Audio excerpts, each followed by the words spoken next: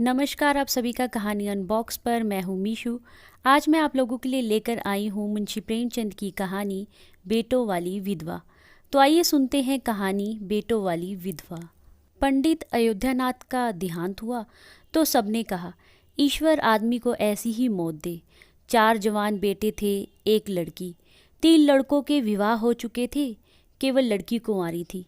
संपत्ति भी काफ़ी छोड़ी थी, एक पक्का मकान, 2 बगीचे, कई हजार के गहने और 20,000 नगद।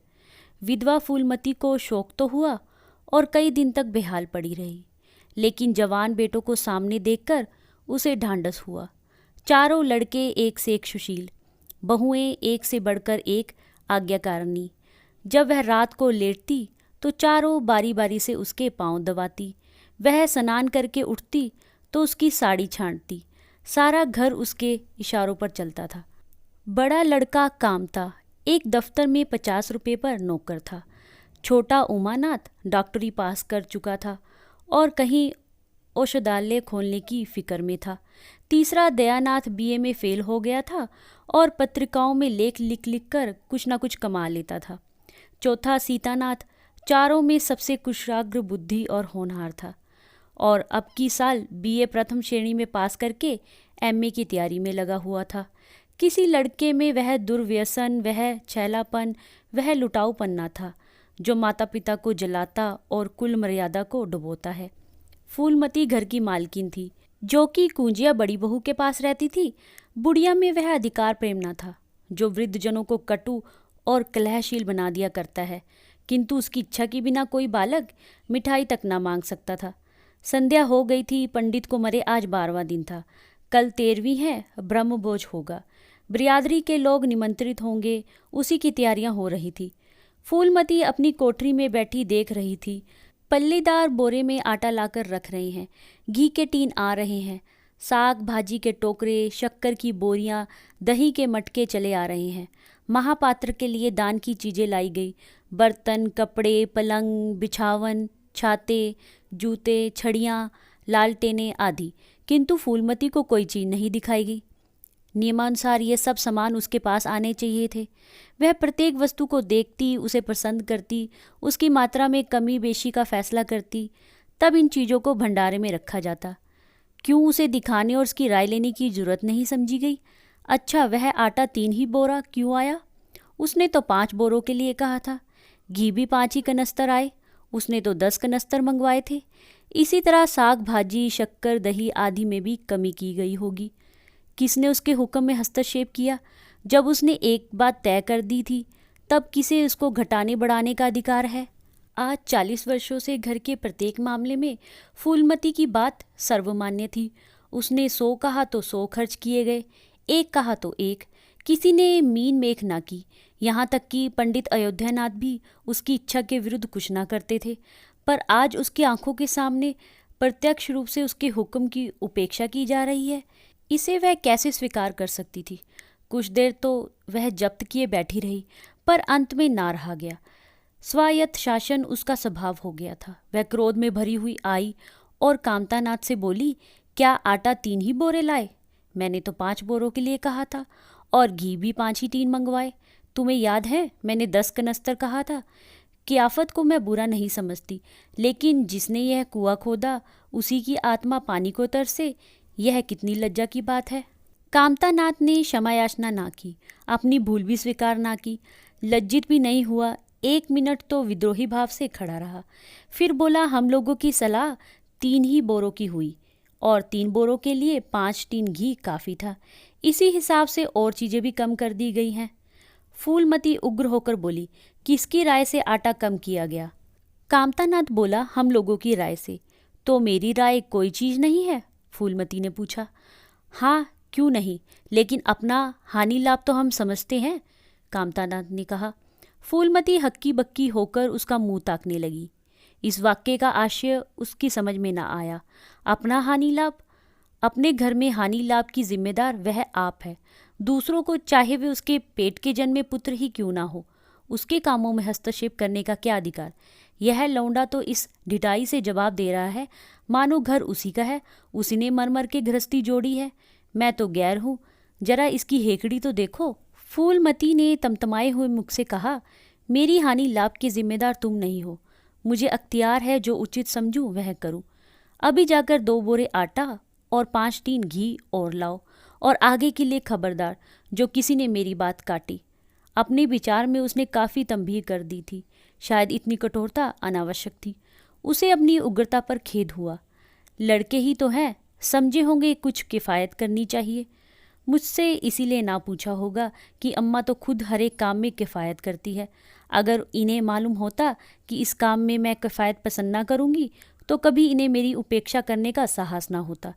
यद्यपि कामतानाद अब भी उसी जगह पर खड़ा था और उसकी भावभंगी से ऐसा ज्ञात होता था कि वह इस आज्ञा का पालन करने के लिए वह बहुत उत्सुक नहीं।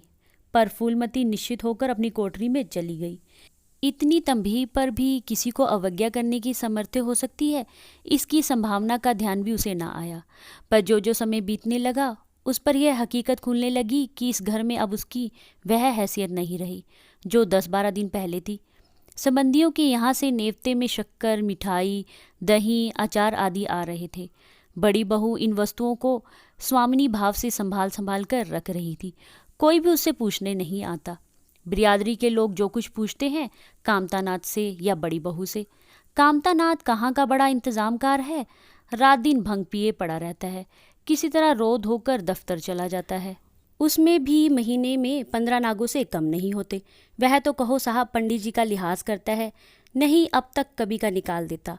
और बड़ी बहू जैसी फूहड़ औरत भला इन सब बातों को क्या समझेगी। अपने कपड़े लत्ते तक तो जतन से रख नहीं सकती, चली है गृहस्थी चलाने। भद्द होगी और क्या, सब मिलकर कुल की नाक कटवाएंगे।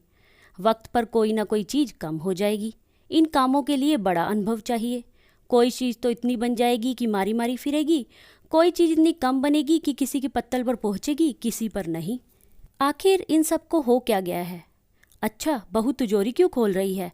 वह मेरी आज्ञा के बिना तिजोरी खोलने वाली कौन होती है? कुंजी उसके पास है अवश्य, लेकिन जब तक मैं रुपये ना निकलवाऊं तिजोरी नहीं खुलती। आज तो इस तरह खोल रही है मानो मैं कुछ हूँ ही नहीं। यह मुझसे ना बर्दाश्त होगा। वह चमक कर उठी और बहू के पास जाकर कठोर स्वर में बोली, तिजोरी क्यों खोलती हो बहू? मैंने तो खोलने को नहीं कहा। बड़ी बहू ने निसंकोच भाव से उत्तर दिया, बाजार से सामान आया है तो दाम ना दिया जाएगा? कौन चीज़ किस भाव में आई है और कितनी आई है यह मुझे कुछ नहीं मालूम। जब तक हिसाब किताब ना हो जाए रुपये कैसे दिए जाए? फूलमती ने पूछा। हिसाब किताब सब हो गया है, बड़ी बहू ने उत्तर दिया। किसने किया? फूलमती ने बहू से पूछा। अब मैं क्या जानूं किसने किया, जाकर मर्दों से पूछो। मुझे हुक्म मिला रुपये ला कर दे दो, रुपये लिए जाती हूँ, बड़ी बहू ने कहा। फूलमती खून का घूंट पीकर रह गई। इस वक्त बिगड़ने का अवसर ना था। घर में मेहमान स्त्री पुरुष भरे हुए थे। अगर इस वक्त उसने लड़कों को डांटा तो लोग यही कहेंगे कि इनके घर में पंडित जी के मरते ही फूट पड़ गई। दिल पर पत्थर रखकर फिर अपनी कोठरी में चली गई। जब मेहमान विदा हो जाएंगे तब वह एक एक की खबर लेगी। तब देखेगी कौन उसके सामने आता है और क्या कहता है। इनकी सारी चौगड़ी भुला दूंगी। किंतु कोठरी के एकांत में भी वह निश्चित ना बैठी थी। सारी परिस्थिति को गिद्ध दृष्टि से देख रही थी। कहाँ सत्कार का कौन सा नियम भंग होता है, कहाँ मर्यादाओं की उपेक्षा की जाती है। भोज आरंभ हो गया। सारी बिरादरी एक साथ पंगत में बैठा दी गई। आंगन में मुश्किल से 200 आदमी बैठ सकते हैं। ये 500 आदमी इतनी सी जगह में कैसे बैठ जाएंगे? क्या आदमी के ऊपर आदमी बिठाए जाएंगे? 2 पंक्तों में लोग बिठाए जाती तो क्या बुराई हो जाती? यही तो होता है कि 12 बजे की जगह भोज 2 बजे समाप्त होता। मगर यहाँ तो सबको सोने की जल्दी पड़ी हुई है। किसी तरह यह बला सिर से टले और चैन से सोएं। लोग कितने सटकर बैठे हुए हैं कि किसी को हिलने की जगह भी नहीं। पत्तल एक पर एक रखे हुए हैं। पूरियाँ ठंडी हो गई, लोग गरम गरम मांग रहे हैं। मैदे की पूरियाँ ठंडी होकर चिमड़ी हो जाती हैं, इन्हें कौन खाएगा? रसोइये को कड़ाह पर से ना जाने क्यों उठा दिया गया। यही सब बातें नाक काटने की हैं। सहासा शोर मचा, तरकारियों में नमक नहीं। बड़ी बहू जल्दी जल्दी नमक पीसने लगी। फूलमती क्रोध के मारे होठ चबा रही थी, पर इस अवसर पर मुंह ना खोल सकती थी। बोरे भर नमक पीसा और पतलों पर डाला गया। इतने में फिर शोर मचा, पानी गर्म है, ठंडा पानी लाओ। ठंडे पानी का कोई प्रबंध ना था। बर्फ़ भी ना मंगवाई गई। आदमी बाजार दौड़ाया गया, मगर बाजार में इतनी रात गए बर्फ़ कहाँ। आदमी खाली हाथ लौट आया। मेहमानों को वही नल का गर्म पानी पीना पड़ा। फूलमती का बस चलता तो लड़कों का मुंह नोच लेती। ऐसी छिछालेदार उसके घर में कभी ना हुई थी। उस पर सब मालिक बनने के लिए मरते हैं। बर्फ जैसी जरूरी चीज मंगवाने की भी किसी को सुध ना थी। सुधी कहाँ से रहे जब किसी को गप लड़ाने में फुर्सत ना मिले। मेहमान अपने दिल में क्या कहेंगे कि चले हैं बिरादरी का भोज देने और घर में बर्फ तक नहीं। अच्छा, फिर यह हलचल क्यों मच गई? अरे, लोग पंगत से उठे जा रहे हैं, क्या मामला है? फूलमती उदासी ना रह सकी। कोठरी से निकलकर बरामदे में आई और कामतानाथ से पूछा, क्या बात हो गई लल्ला, लोग उठे क्यों जा रहे हैं? कामता ने कोई जवाब न दिया, वहां से खिसक गया। फूलमती झुंझला कर रह गई। सहसा कहारिन मिल गई। फूलमती ने उससे भी यह प्रश्न किया। मालूम हुआ किसी की शोरबे में मरी हुई चुईया निकल आई। फूलमती चित्र लिखित सी वहीं खड़ी रह गई। भीतर ऐसा उबाल उठा कि दीवार से सिर टकरा ले। अभागे भोजन का प्रबंध करने चले थे। इस फूहड़पन की कोई हद है? कितने आदमियों का धर्म सत्यानाश हो गया, फिर पंगत क्यों ना उठ जाए? आंखों से देखकर अपना धर्म कौन गवाएगा? हाय, सारा किया धरा मिट्टी में मिल गया। सैकड़ों रुपए पर पानी फिर गया। बदनामी हुई वह अलग। मेहमान उठ चुके थे। पतलों पर खाना जो का तो पड़ा हुआ था। चारों लड़के आंगन में लज्जित खड़े थे, एक दूसरे को इल्ज़ाम दे रहे थे। बड़ी बहू अपनी देवरानियों पर बिगड़ रही थी। देवरानियां सारा दोष कुमद के सिर डालती थी। कुमद खड़ी रो रही थी। उसी वक्त फूलमती झल्लाई हुई आकर बोली, मुंह में कालिक लगी कि नहीं, या अभी कुछ कसर बाकी है? डूब मरो सबके सब जाकर चुल्लू भर पानी में। शहर में कहीं मुंह दिखाने लायक भी नहीं रहे। किसी लड़के ने जवाब ना दिया। फूलमती और भी प्रचंड होकर बोली, तुम लोगों को क्या, किसी को शर्म हाय तो है नहीं? आत्मा तो उनकी रो रही है जिन्होंने अपनी जिंदगी घर की मर्जाद बनाने में खराब कर दी। उनकी पवित्र आत्मा को तुमने यूं कलंकित किया। शहर में थू थू हो रही है। अब कोई तुम्हारे द्वार पर पेशाब करने तो आएगा नहीं। कामतानाथ कुछ देर तक तो चुपचाप खड़ा सुनता रहा। आखिर गुस्से में बोला, अच्छा अब चुप रहो अम्मा, भूल हुई, हम सब मानते हैं, बड़ी भयंकर भूल हुई, लेकिन अब क्या इसके लिए घर के सारे लोगों को हलाल कर डालोगी?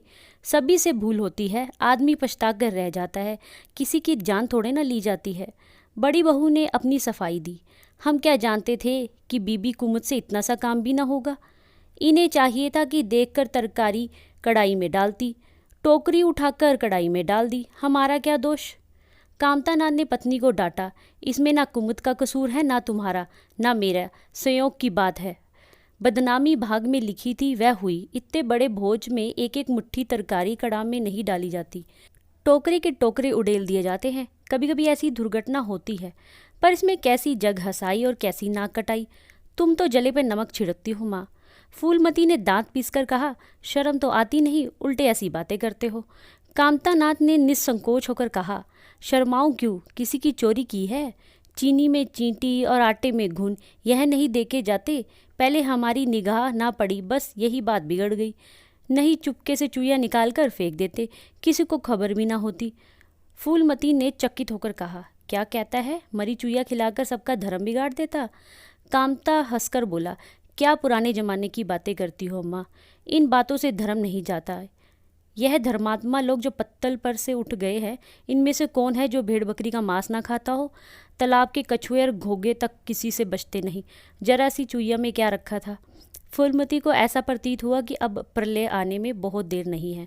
जब पढ़े लिखे आदमियों के मन में ऐसी अधार्मिक भाव आने लगे तो फिर धर्म की भगवान ही रक्षा करे। अपना सा मुँह लेकर चली गई। 2 महीने गुजर गए। रात का समय है। चारों भाई दिन के काम से छुट्टी पाकर कमरे में बैठे गपशप कर रहे हैं। बड़ी बहू भी षड्यंत्र में शामिल है। कुमुद के विवाह का प्रश्न छिड़ा हुआ है। कामतानाथ ने कहा, दादा की बात दादा के साथ गई। पंडित विद्वान भी है और कुलीन भी होंगे, लेकिन जो आदमी अपनी विद्या और कुलीनता को रुपये पर बेचे वह नीच है।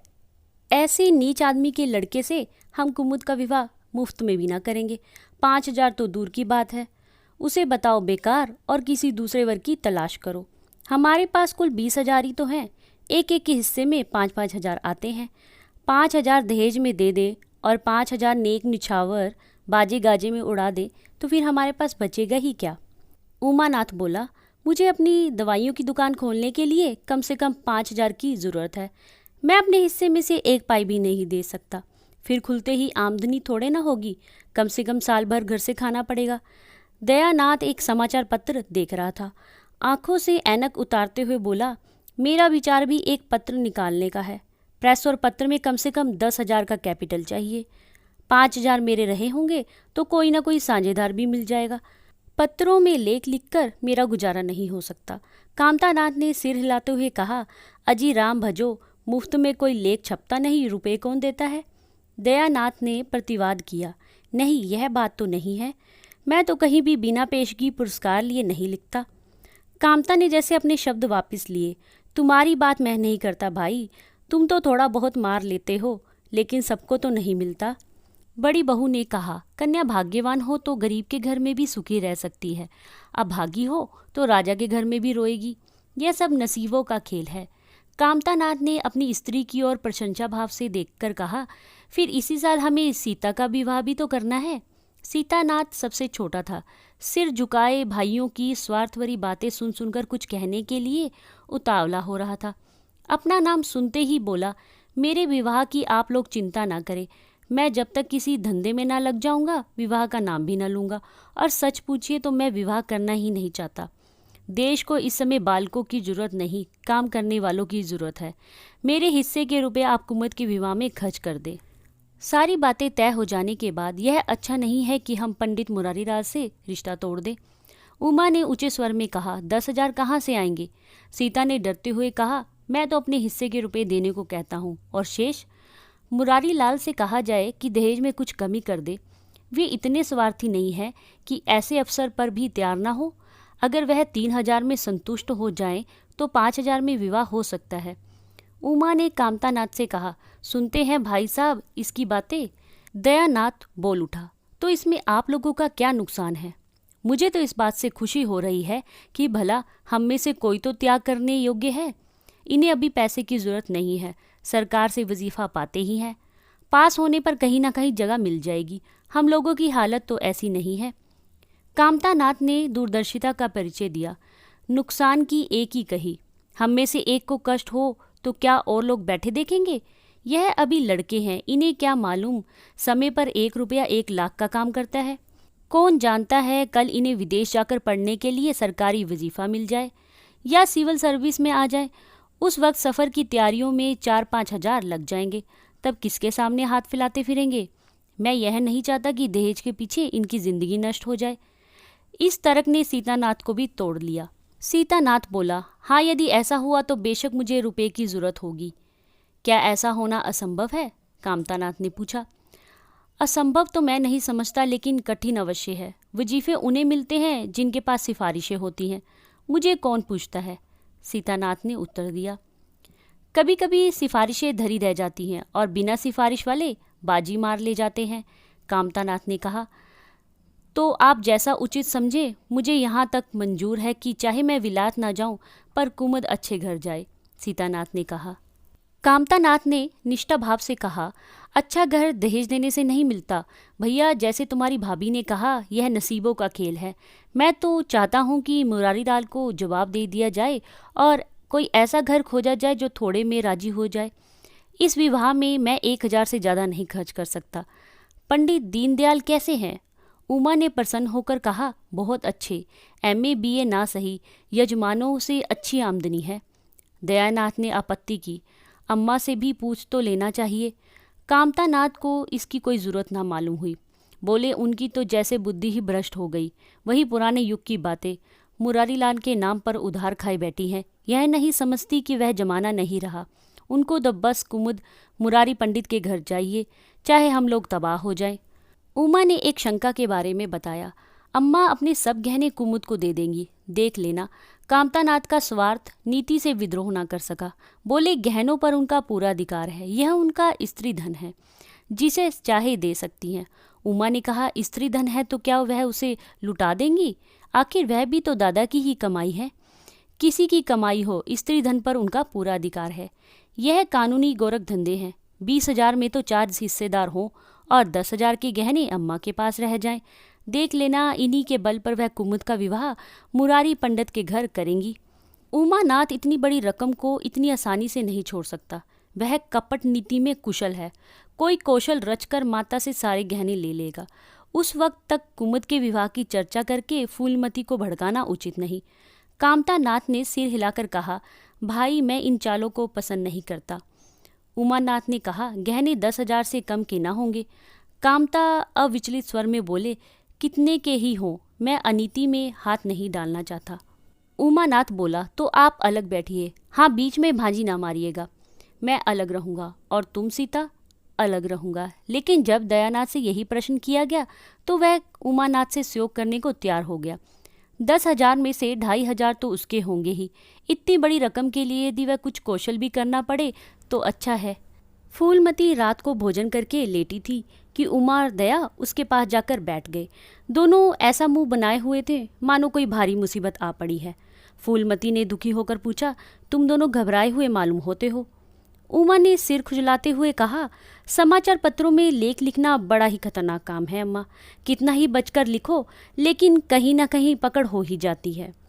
दयानाथ ने एक लेख लिखा था, उस पर 5,000 की जमानत मांगी गई है। अगर कल तक जमा ना करा दी गई तो गिरफ्तार हो जाएंगे और 10 साल की सजा हो जाएगी। फूलमती ने सिर पीट कर कहा, ऐसी बातें क्यों लिखते हो बेटा? जानते नहीं हो आजकल हमारे बुरे दिन आए हुए हैं, जमानत किसी तरह टल नहीं सकती। दयानाथ ने अपराधी भाव से उत्तर दिया, मैंने तो अम्मा ऐसी कोई बात नहीं लिखी थी, लेकिन किस्मत का क्या करूं? हाकिम जिला इतना कड़ा है कि जरा भी रियायत नहीं करता। मैंने जितनी दौड़ धूप हो सकती थी वह सब कर ली। तो तुमने कामता से रुपये का प्रबंध करने को नहीं कहा? अम्मा ने पूछा। उमा ने मुंह बनाया, उनका स्वभाव तो तुम जानती हो अम्मा, उन्हें पैसे प्राणों से प्यारे हैं। इन्हें चाहे काला पानी ही हो जाए वह एक पाई ना देंगे। दयानाथ ने समर्थन किया, मैंने तो उनसे इनका जिक्र ही नहीं किया। फूलमती ने चारपाई से उठते हुए कहा, चलो मैं कहती हूँ, देगा कैसे नहीं? रुपए इसी दिन के लिए होते हैं कि गाड़ कर रखने के लिए? उमानाथ ने माता को रोककर कहा, नहीं अम्मा, उनसे कुछ ना कहो, रुपए तो ना देंगे, उल्टे और हाय हाय मचाएंगे। उनको अपनी नौकरी की खैरियत मनानी है, इन्हें घर में भी रहने ना देंगे, अफसरों में जाकर खुद बता देंगे, इसमें भी आश्रय नहीं। फूलमती ने लाचार होकर कहा, तो फिर जमानत का क्या प्रबंध करोगे? मेरे पास तो कुछ नहीं है। हाँ, मेरे गहने हैं, इन्हें ले जाओ, कहीं गिरवी रखकर जमानत दे दो, और आज से कान पकड़ो कि किसी पत्र में एक शब्द भी ना लिखोगे। दयानाथ ने कानों पर हाथ रखकर बोला, यह तो नहीं हो सकता अम्मा कि तुम्हारे जेवर लेकर मैं अपनी जान बचाऊं। 10-5 साल की कैद ही तो होगी, झेल लूँगा। यहीं बैठा बैठा क्या कर रहा हूँ? फूलमती छाती पीटते हुए बोली, कैसी बातें मुंह से निकालते हो बेटा? मेरे जीते जी तुम्हें कौन गिरफ्तार कर सकता है? उसका मुंह झुलस दूंगी। गहने इसी दिन के लिए हैं या और किसी दिन के लिए? जब तुम ही ना रहोगे तो गहने लेकर क्या आग में झोंकूंगी? उसने पिटारी लाकर उसके सामने रख दी। दया ने उमा की ओर जैसे फरियाद की आंखों से देखा और बोला, आपकी क्या राय है भाई साहब? इसी मारे मैं कहता था अम्मा को बताने की ज़रूरत नहीं, जेल ही तो हो जाती या और कुछ। उमा ने जैसे सिफारिश करते हुए कहा, यह कैसे हो सकता था कि इतनी बड़ी वारदात हो जाती और अम्मा को खबर ना होती? मुझसे यह नहीं हो सकता था कि सुनकर पेट में डाल लेता, मगर अब क्या करना चाहिए यह मैं खुद निर्णय नहीं कर सकता। ना तो यही अच्छा लगता है कि तुम जेल जाओ और ना ही ये अच्छा लगता है कि अम्मा के गहने गिरवी रखे जाएं। फूलमती ने अपने बेटों से कहा, क्या तुम समझते हो मुझे गहने तुमसे ज़्यादा प्यारे हैं? मैं तो प्राण तक तुम्हारे ऊपर निछावर कर दूं, गहनों की बात ही क्या है। दया ने कहा, अम्मा तुम्हारे गहने तो ना लूँगा, चाहे मुझ पर कुछ ही क्यों ना आ पड़े। जब आज तक तुम्हारी कुछ सेवा ना कर सका तो किस मुँह से तुम्हारे गहने उठा ले जाऊँ? मुझ जैसे कपूत को तो तुम्हारी कोख से जन्म ही ना लेना चाहिए था, सदा तुम्हें कष्ट ही देता रहा। फूलमती ने कठोरता से कहा, अगर यूँ ना लोगे तो मैं खुद जाकर इन्हें गिरवी रख दूंगी और खुद हाकिम जिला के पास जाकर जमानत जमा करा आऊँगी। अगर इच्छा हो तो यह परीक्षा भी ले लो। आंखें बंद हो जाने के बाद क्या होगा भगवान जाने, लेकिन जब तक जिंदा हूँ तुम्हारी और कोई तिरछी आंखों से नहीं देख सकता। उमानाथ ने मानो माता पर एहसान रखकर कहा, अब तो तुम्हारे लिए कोई रास्ता नहीं रहा दयानाथ, क्या हर्ज है, ले लो, मगर याद रखो जो ही हाथ में पैसे आए गहने छुड़ाने पड़ेंगे। सच कहते हैं माता की ममता एक लंबी तपस्या है, माता के सिवा इतना प्यार और कौन कर सकता है। हम बड़े अभागे हैं कि माता के प्रति जितनी श्रद्धा रखनी चाहिए उसका रत्ती भर भी नहीं रखते। दोनों ने जैसे बड़े धर्म संकट में पड़कर गहनों की पिटारी संभाली और चलते बने। माता प्यार भरी आंखों से उनकी ओर देख रही थी। उसकी संपूर्ण आत्मा का आशीर्वाद जैसे उन्हें अपनी गोद में समेट लेने के लिए व्याकुल हो रहा था। आज कई महीने के बाद उसके हृदय को अपना सर्वस्व अर्पण करके जैसे आनंद की विभूति मिली। उसकी स्वामिनी कल्पना इसी त्याग के लिए, इसी आत्मसमर्पण के लिए जैसे कोई मार्ग ढूंढती रहती थी। अधिकार या लोभ या ममता की वहाँ गंध तक न थी। त्याग ही उसका आनंद और त्याग ही उसका अधिकार है। आज अपना खोया हुआ अधिकार पाकर, अपनी सिरजी हुई प्रतिमा पर अपने प्राणों की भेंट करके वह निहाल हो गई। 3 महीने और गुजर गए। माँ के गहनों पर हाथ साफ करके चारों भाई उसकी दिलजोई करने लगे थे। अपनी स्त्रियों को भी समझाते थे कि उसका दिल ना दुखाए। अगर थोड़े से शिष्टाचार से उसकी आत्मा को शांति मिलती है तो इसमें क्या हानि है। चारों करते अपने मन की, पर माता से सलाह ले लेते या ऐसा जाल फैलाते कि वह सरला उनकी बातों में आ जाती और हर एक काम में सहमत हो जाती। बाग को बेचना उसे बुरा लगता था, लेकिन चारों ने ऐसी माया रची कि वह उसे बेचने पर राजी हो गई। किंतु कुमुद के विवाह के विषय में वह उनके साथ न थी। माननीय पंडित मुरारीलाल पर जमी हुई थी। लड़के दीनादयाल पर अड़े हुए थे। एक दिन आपस में कलह हो गई। फूलमती ने कहा, माँ बाप की कमाई में बेटी का हिस्सा भी है। तुम्हें 16,000 का एक बाग मिला, 25,000 का एक मकान, 20,000 नगद में, क्या 5,000 भी कुमुद का हिस्सा नहीं है? कामता ने नर्मता से कहा, अम्मा कुमुद आपकी लड़की है तो हमारी बहन है। आप 2-4 साल में प्रस्थान कर जाएंगी, पर हमारा और उसका बहुत दिनों तक संबंध रहेगा। तब हम यथाशक्ति कोई ऐसी बात ना करेंगे जिससे उसका अमंगल हो। लेकिन हिस्से की बात कहती हो तो कुमुद का हिस्सा कुछ नहीं। दादा जीवित थे तब और बात थी, वह उसके विवाह में जितना चाहते खर्च करते, कोई इनका हाथ ना पकड़ सकता था। लेकिन अब तो हमें एक एक पैसे की किफ़ायत करनी पड़ेगी। जो काम 1,000 में हो जाए उसके लिए 5,000 खर्च करना कहाँ की बुद्धिमानी है। उमानाथ ने सुधारा, 5,000 क्यों, 10,000 कहिए। कामता ने कहा, नहीं, मैं 5,000 ही कहूँगा। एक विवाह में 5,000 खर्च करने की हमारी हैसियत नहीं है। फूलमती ने जिद पकड़कर कहा, विवाह तो मुरारीलाल के पुत्र से ही होगा। 5,000 खर्च हो चाहे 10,000, मेरे पति की कमाई है, मैंने मर मर कर जोड़ा है, अपनी इच्छा से खर्च करूँगी। तुम्ही ने मेरी कोख से जन्म नहीं लिया है, कुमुद भी इसी कोख से आई है। मेरी आंखों में तुम सब बराबर हो। मैं किसी से कुछ मांगती नहीं। तुम बैठो तमाशा देखो, मैं सब कुछ कर लूँगी। 20,000 में 5,000 कुमुद का है। कामता नाथ को अब कड़वे सत्य की शरण लेने की सिवा और मार्ग ना रहा। बोला, अम्मा तुम बेकार में बात बढ़ाती हो। जिन रुपयों को तुम अपना समझती हो वह तुम्हारे नहीं है। तुम हमारी अनुमति के बिना इनमें से कुछ नहीं खर्च कर सकती। फूलमती को जैसे सांप ने डस लिया। क्या कहा? फिर तो कहना, मैं अपने ही जमा रुपए अपनी इच्छा से नहीं खर्च कर सकती। वह रुपए तुम्हारे नहीं रहे, हमारे हो गए। तुम्हारे होंगे लेकिन मेरे मरने के पीछे नहीं, दादा के मरते ही हमारे हो गए। उमानाथ ने कहा, अम्मा कानून कायदा तो तुम जानती नहीं, बेकार में उछलती हो। फूलमती क्रोधित होकर रोकर बोली, भाड़ में जाए तुम्हारा कानून, मैं ऐसे कानून को नहीं जानती। तुम्हारे दादा ऐसे कोई धन्ना सेठ नहीं थे। मैंने ही पेट और तन काट कर यह गृहस्थी जोड़ी है, नहीं आज बैठने की छां न मिलती। मेरे जीते जी तुम मेरे रुपए नहीं छू सकते।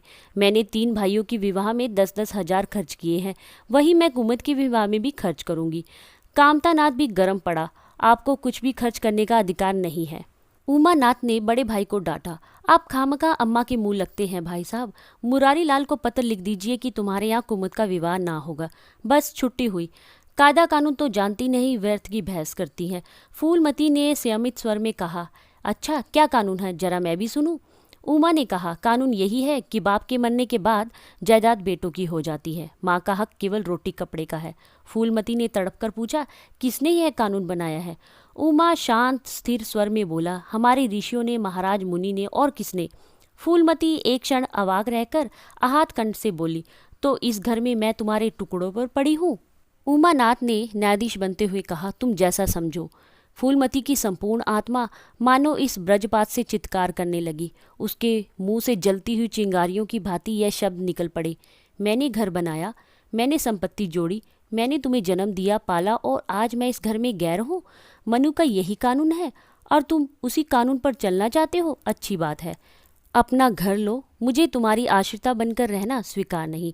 इससे कहीं अच्छा है कि मैं मर जाऊं। वाह रे अंधेर, मैंने पेड़ लगाया और मैं ही इसकी छां में नहीं खड़ी हो सकती। अगर यही कानून है तो इसमें आग लग जाए। चारों युवकों पर माता के इस क्रोध और आतंक का कोई असर न हुआ। कानून का फुलादी कब्ज उनकी रक्षा कर रहा था। इन कांटों का उन पर क्या असर हो सकता था। जरा देर में फूलमती उठकर चली गई। आज जीवन में पहली बार उसका मन मार्ततव अभिशाप बनकर उसे धिक्कारने लगा।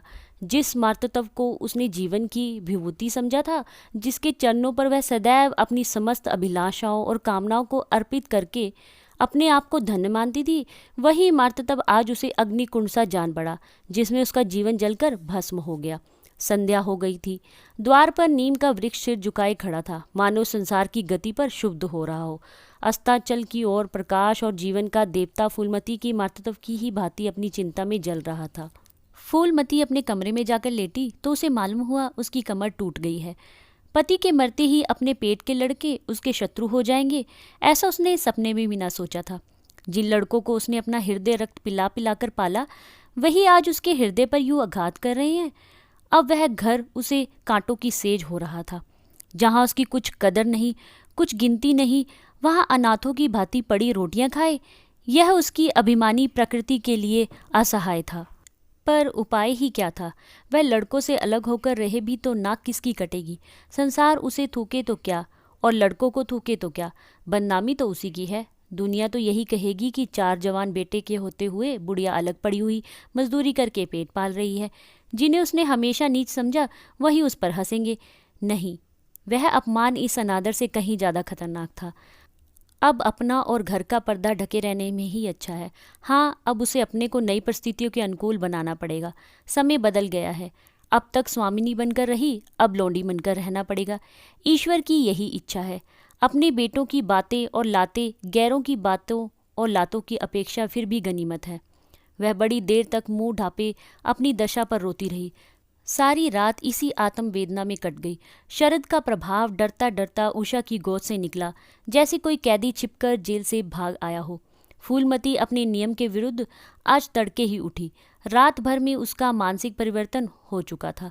सारा घर सो रहा था और वह आंगन में झाड़ू लगा रही थी। रात भर ओस में भीगी हुई उसकी पक्की जमीन उसके नंगे पैरों में कांटों की तरह चुभ रही थी। पंडित जी उसे कभी इतने सवेरे उठने ना देते थे। शीत उसके लिए बहुत हानिकारक था, पर अब वह दिन नहीं रहे। प्रकृति उसको भी समय के साथ बदल देने का प्रयत्न कर रही थी। झाड़ू से फुर्सत पाकर उसने आग जलाई और चावल दाल की कंकड़ियां चुनने लगी। कुछ देर में लड़के जागे, बहुएं उठी। सब ने बुढ़िया को सर्दी से सुखड़े हुए काम करते देखा, पर किसी से यह ना कहा गया कि अम्मा क्यों हलकान होती हो। शायद सबके सब बुढ़िया के इस मान मर्दन पर प्रसन्न थे। आज से फूलमती का यही नियम हो गया कि जी तोड़कर काम करना और अंतरंग नीति से अलग रहना। उसके मुख पर जो एक आत्मगौरव झलकता रहता था, उसकी जगह अब गहरी वेदना छाई हुई नजर आती थी। जहाँ बिजली जलती थी, वहाँ अब तेल का दिया टिमटिमा रहा था, जिसे बुझा देने के लिए हवा का एक हल्का सा झोंका काफ़ी है। मुरारी लाल को इनकारी पत्र लिखने की बात पक्की हो चुकी थी। दूसरे दिन पत्र लिख दिया गया। दीनदयाल से कुमुद का विवाह निश्चित हो गया। दीनदयाल की उम्र 40 से कुछ अधिक थी। मर्यादा में भी वो कुछ हेठे थे, पर रोटी दाल से खुश थे। बिना किसी ठहराव के विवाह करने पर राजी हो गए। तारीख तय हुई, बारात आई, विवाह हुआ और कुमुद विदा कर दी गई। फूलमती के दिल पर क्या गुजर रही थी, इसे कौन जान सकता है, पर चारों भाई बहुत प्रसन्न थे, मानो उनके हृदय का कांटा निकल गया हो। ऊंचे कुल की कन्या मुंह कैसे खोलती। भाग्य में सुख भोगना लिखा होगा, सुख भोगेगी। दुख भोगना लिखा होगा, दुख झेलेगी। हरी इच्छा बेबसों की अंतिम आस है। घर वालों ने जिससे विवाह कर दिया, उसमें 1000 ऐब हो तो भी उसका उपास्य उसका स्वामी है। प्रतिरोध उसकी कल्पना से परे था। फूलमती ने किसी काम में दखल ना दिया। कुमुद को क्या दिया गया, मेहमानों का कैसे सत्कार किया गया, किसके यहाँ से नेवते में क्या आया, किसी बात से भी उसको सरोकार ना था। उससे कोई सलाह भी ली गई तो यही, बेटा तुम लोग जो करते हो अच्छा ही करते हो, मुझसे क्या पूछते हो। जब कुमुद के लिए द्वार पर डोली आ गई और कुमुद माँ के गले लिपट कर रोने लगी, तो वह बेटी को अपनी कोठरी में ले गई और जो कुछ 150 रुपये और 2-4 मामूली गहने उसके पास बचे रहे थे, बेटी की आंचल में डालकर बोली, बेटी मेरी तो मन ही मन में रह गई, नहीं तो क्या आज तुम्हारा विवाह इस तरह होता और तुम इस तरह विदा की जाती। आज तक फूलमती ने अपने गहनों की बात किसी से ना कही थी। लड़कों ने उसके साथ जो कपट व्यवहार किया था, इसे चाहे अब तक ना समझी हो, लेकिन इतना जानती थी कि गहने फिर ना मिलेंगे और मनोमालिन्य बढ़ने के सिवा कुछ हाथ ना लगेगा। लेकिन इस अवसर पर उसे अपनी सफाई देने की जरूरत मालूम हुई। कुमुद यह भाव मन में लेकर जाए कि अम्मा ने अपने गहने बहुओं के लिए रख छोड़े हैं, इसे वह किसी तरह न सह सकती थी, इसलिए वह उसे अपनी कोठरी में ले गई थी। लेकिन कुमुद को पहले ही इस कौशल की टो मिल चुकी थी कि उसने गहने और रुपए आंचल से निकालकर माता के चरणों में रख दिए और बोली, अम्मा मेरे लिए तुम्हारा आशीर्वाद लाखों रुपए के बराबर है, तुम इन चीज़ों को अपने पास रखो, ना जाने अभी तुम्हें किन विपत्तियों का सामना करना पड़े। फूलमती कुछ कहना ही चाहती थी कि उमानाथ ने आकर कहा, क्या कर रही है कुमुद, चल जल्दी कर, साइत टली जाती है, वह लोग हाय हाय कर रहे हैं, फिर तो 2-4 महीने में आएगी ही, जो कुछ लेना देना हो ले लेना। फूलमती के घाव पर जैसे मानो नमक पड़ गया। बोली, मेरे पास अब क्या है भैया जो इसे मैं दूंगी, जाओ बेटी, भगवान तुम्हारा सुहाग अमर करे। कुमुद विदा हो गई। फूलमती पछाड़ खा गिर पड़ी। जीवन की लालसा नष्ट हो गई। 1 साल बीत गया। फूलमती का कमरा घर में सब कमरों से बड़ा और हवादार था। कई महीनों से उसने बड़ी बहू के लिए खाली कर दिया था और खुद एक छोटी सी कोठरी में रहने लगी, जैसे कोई भिखारिन हो। बेटों और बहुओं से अब उसे जरा भी स्नेह ना था। वह अब घर की लोंडी थी। घर के किसी प्राणी, किसी वस्तु, किसी प्रसंग से उसे प्रयोजन ना था। वह केवल इसलिए जी रही थी कि मौत ना आती थी। सुख या दुख का अब उसे लेश मात्र भी ज्ञान ना था। उमानाथ का औषधालय खुला, मित्रों की दावत हुई, नाच तमाशा हुआ, दयानाथ का प्रेस खुला, फिर जलसा हुआ, सीतानाथ को वजीफा मिला और विलायत गया, फिर उत्सव हुआ, कामतानाथ के बड़े लड़के का यज्ञोपीत संस्कार हुआ, फिर धूमधाम हुई, लेकिन फूलमती के मुख पर आनंद की छाया तक न आई। कामता प्रसाद टाइफाइड में महीने भर बीमार रहा और मरकर उठा। दयानाथ ने अब की अपने पत्र का प्रचार बढ़ाने के लिए वास्तव में एक आपत्तिजनक लेख लिखा और 6 महीने की सजा पाई। उमानाथ ने फौजीदारी के मामले में रिश्वत लेकर गलत रिपोर्ट लिखी और उसकी सनद छीन ली गई, पर फूलमती के चेहरे पर रंज की परछाई तक न पड़ी। उसके जीवन में अब कोई आशा, कोई दिलचस्पी, कोई चिंता न थी। बस पशुओं की तरह काम करना और खाना, यही उसकी जिंदगी के 2 काम थे। जानवर मार खाने से काम करता है पर खाता है मन से। फूलमती बेकहे काम करती थी पर खाती थी विष के कोर की तरह। महीनों सिर में तेल ना पड़ता, महीनों कपड़े ना धुलते, कुछ परवाह नहीं थी। चेतना शून्य हो गई थी। सावन की झड़ी लगी हुई थी। मलेरिया फैल रहा था। आकाश में मटियाले बादल थे, जमीन पर मटियाला पानी। आर्द्र वायु शीतल ज्वर और श्वास का वितरण करती फिरती थी। घर की मेहरी बीमार पड़ गई। फूलमती ने घर के सारे बर्तन मांजे, पानी में भीग भाग कर सारा काम किया, फिर आग जलाई और चूल्हे पर पतीलियां चढ़ा दी। लड़कों को समय पर भोजन मिलना चाहिए। अचानक उसे याद आया, कामतानाथ नल का पानी नहीं पीते। उसी समय वर्षा में गंगा जल लाने निकल पड़ी। कामतानाथ ने पलंग पर लेटे लेटे कहा, रहने दो अम्मा, मैं पानी भर लाऊंगा। आज मेहरी खूब बैठी रही। फूलमती ने मटियाले आकाश की ओर देखकर कहा, तुम भीग जाओगे बेटा, सर्दी हो जाएगी। कामतानाथ बोले, तुम भी तो भीग रही हो, कहीं बीमार ना पड़ जाओ। फूलमती निर्मम भाव से बोली, मैं बीमार ना पड़ूंगी, मुझे भगवान ने अमर कर दिया है। उमानाथ भी वहीं बैठा हुआ था। उसके औषधालय में कुछ आमदनी ना होती थी, इसलिए बहुत चिंतित था। भाई और भाभी की मुंह देखी करता रहता था। बोला, जाने भी दो भैया, बहुत दिनों से बहुओं पर राज कर चुकी हैं, उसका प्रायश्चित तो करने दो। गंगा बड़ी हुई थी जैसे समुंदर हो। क्षितिज के सामने के किनारे से मिला हुआ था। किनारों के वृक्षों की केवल फुंगनियां पानी के ऊपर रह गई थी। घाट ऊपर तक पानी में डूब गए थे। फूलमती कलसा लिए नीचे उतरी। पानी भरा और ऊपर जा रही थी कि पांव फिसला, संभल ना सकी, पानी में गिर पड़ी। पल भर हाथ पांव चलाए, फिर लहरें उसे नीचे खींच ले गई।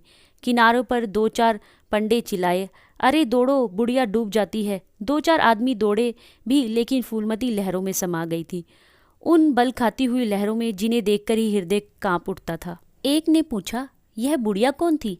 अरे वही पंडित अयोध्यानाथ की विधवा है। अयोध्यानाथ तो बड़े आदमी थे। हाँ थे तो, पर इसके भाग्य में ठोकर खाना लिखा था। उनके तो कई लड़के बड़े बड़े हैं और सब कमाते हैं। हाँ सब हैं भाई, मगर भाग्य भी तो कोई वस्तु है। तो दोस्तों, इस कहानी का अंत यहीं पर होता है। आप सुन रहे थे मुंशी प्रेमचंद की कहानी बेटों वाली विधवा। आशा है कि कहानी आपको अच्छी लगी होगी। अगर हाँ तो प्लीज़ इसे लाइक कीजिए और मुझे कमेंट करके बताइए कि कहानी आपको कैसी लगी। और हाँ, मुझे कमेंट में ये भी बताइए कि आप कौन सी कहानियाँ सुनना चाहते हैं, और चैनल को सब्सक्राइब करना ना भूलें। मिलते हैं एक नई कहानी के साथ। धन्यवाद।